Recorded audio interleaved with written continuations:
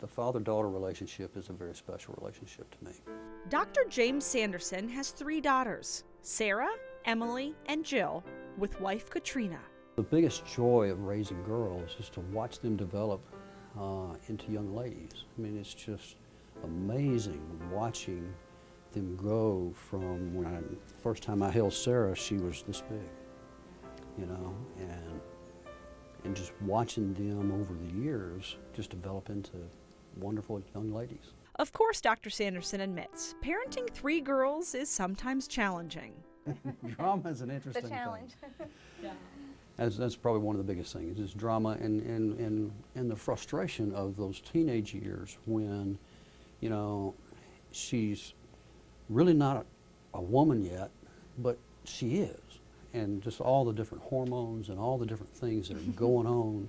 Through the years, he has learned a lot. So I asked, how are you the best dad to your girls? Well, I love their mama. That's probably the first thing. You know, without that relationship, it would have been very, very difficult for me to have accomplished the things that we did. I think I would have still tried to do that, but you know, we just try to have a positive impact wherever we possibly can. Dr. Sanderson was very careful over the years to teach his daughters the important things, including being independent. You know, trying to just create a situation where they can learn how to make decisions on their own.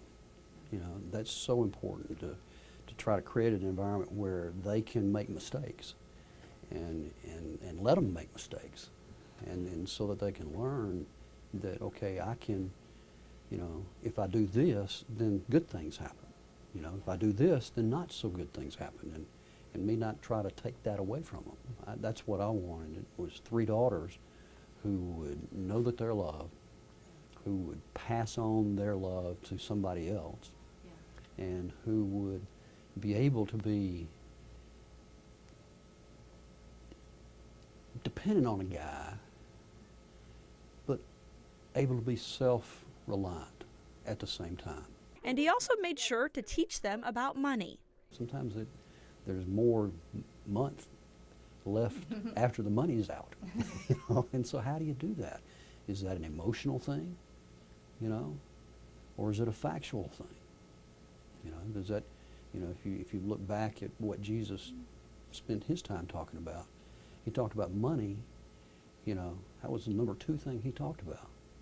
Why would he talk about that so much, you know, and the emotion around that? Most importantly, he introduced them to God.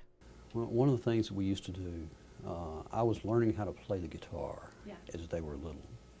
And so we would go in, I'd go in their rooms at night, and I would sit down and we'd play and sing different songs at night, every night as they were going to bed. And that was just sort of a habit that we did. And they were all praise music, you know. And I just felt like that would be something that might be something good over time. I do believe it's my responsibility to let them know about what my faith is like. It's not my responsibility that they are people of faith. It's their responsibility that they're people of faith. Every memory from when I was a child, I feel like it was at the church. And just knowing that it was so important to my dad to have us there, you know, twice a week, 3 times a week, whatever, showed me how important his faith was to him. And I think, you know, even in little things such as seeing him put the check in the offering basket was really a great example to me, just to know that that was really important to him. And that goes back to his passion about money and giving and that kind of thing. And having such a good dad helped Sarah find an equally good husband. Having Dad, just the way he treated me and with respect, and just really encouraging me to pay attention to the character of the guys I date. My dad supported me through just different dating situations and giving me advice and that kind of thing. So, and then even when I got engaged to Drew, he just really invested in a relationship with Drew too, so that's been really great. Sarah says if you're a teenage girl watching this, don't worry, all girls butt heads with their dads at some point. It's okay, and it will pass. I think in middle school and high school, just all the rules It was a big challenge because I didn't necessarily understand, and some of them I still don't understand, but like not texting on the phone after 9. You know, he was wanting me to concentrate, get ready for the next day, but none of my friends had that rule. So it was hard to really just understand why he was telling me not to text after 9 or not to talk on the phone after 9, but it's because he was really just wanting me to prepare for the next day and not get sidetracked. Sarah says as the years go by, her relationship with her dad changes, but keeps getting better. And for that, she is blessed. I've been married about a year, and just thankful that my dad really taught me or just encouraged me in the leave and cleave, because you know, it's a different transition for a girl. Like your family for the first time is picking out a Christmas tree without you, and you're like, wait a minute, y'all are kicking me out, and just encouraging me to, because I have an amazing husband who's welcomed me with open arms, and just realizing that you know, we're establishing our own family now, and Dad's been wonderful to encourage me in that. Dr. Sanderson says it's never too late to make time and nurture that dad-daughter relationship.